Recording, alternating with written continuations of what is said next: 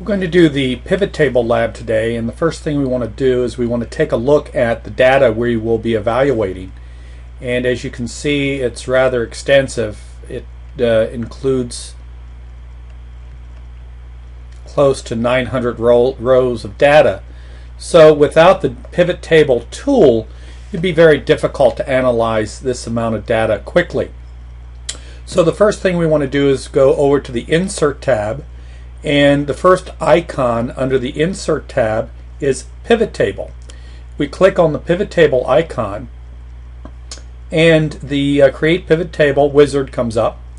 And the very first thing we need to do is we need to select a table or range of data to be analyzed.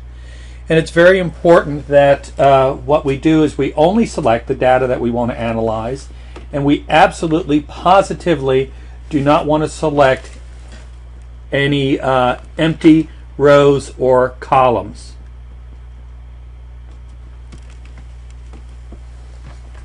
So we're going to go ahead and select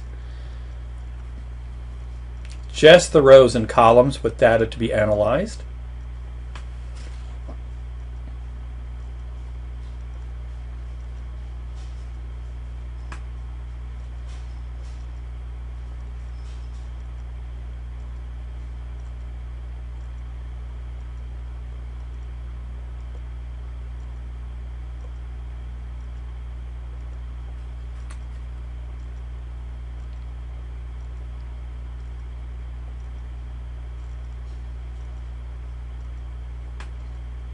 And there we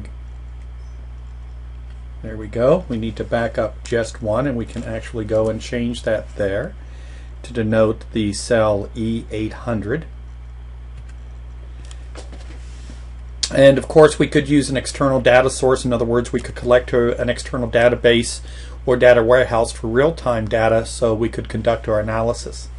And we're going to put this in a new worksheet, and when we click OK, you will see down here at the bottom a new worksheet will be created in this workbook. So we'll click OK, and down here we have a new worksheet, and we're going to name this worksheet Order Amounts by right-clicking, and up here we can do Rename, and we simply type in Order Amounts and click off. And again, whenever we click on our pivot table, we get our field list and we get the visual display, so which will help us analyze our data. So the first business question that we want to answer is, what are the order amounts for each salesperson? And the best way to analyze a question is to look for the nouns in the question. What are the order amounts for each salesperson? So we can go ahead and click that, and automatically the 800 rows of our selected data is analyzed, and the pivot table is filled out, and by default the sum of the order amounts are displayed. We can also do a ranking, and a ranking can be done in several ways. We can actually click over here and do a ranking. I prefer to do it over here.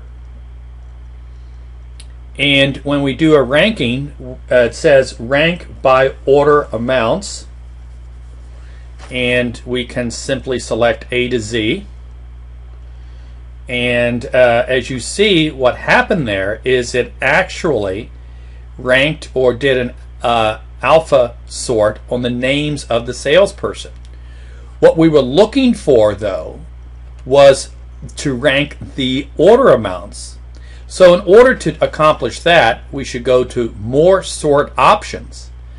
And under More Sort Options, there we have the choice to rank on the order amount. And when we click OK, again, there we go. There we see that the salespeople are ranked on the order amounts. You can also go and do some more complicated filters. You can simply go and do a value filter, and the value filter lets you choose, in this case, the top or bottom numbers that we would be looking for. In this case, let's choose the top 5. And we can go and select top 5 by order amount. And there we go.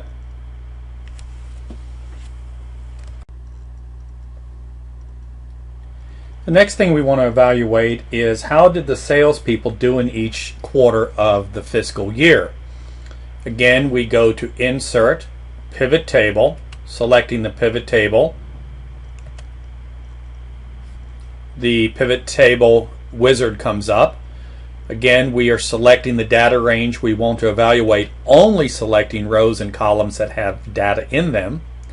And again, we're going to put this in a new worksheet.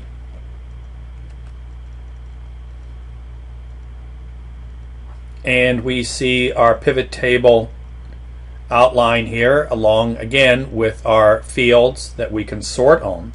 The business question is, how did salespeople perform in a certain quarter? So again, salesperson and quarter. And you'll notice that the order in which you select the fields determines what your pivot table will look like. Let's try this again. Let's do quarters by salesperson. Okay. Again, I think it would be much better to go back to the original. It's much more meaningful. Salesperson by quarter. But again, I think it would be also much better if we would, instead of having all this information as rows, if we took the quarter and put them as field or column headers. To do that, we simply go down, select quarters, and drag. And when we drag it up, there we have the quarters, we have the salespeople. And now, of course, what we want to do is we want to put in the order amounts. So there, visually, we can easily see for each salesperson their total gross order amounts for each of the quarters. Let's ask one more business question of this pivot table, and that question is, what are the order amounts for salespeople in a specific country instead of quarter? So again, we would click off of quarter, click on country, and again, to make it more visually descriptive of the data that we're looking for, I would drag country over to the column header. And there again, I can see in this case, Buchanan had $68,972 of sales in the UK and none in the United States.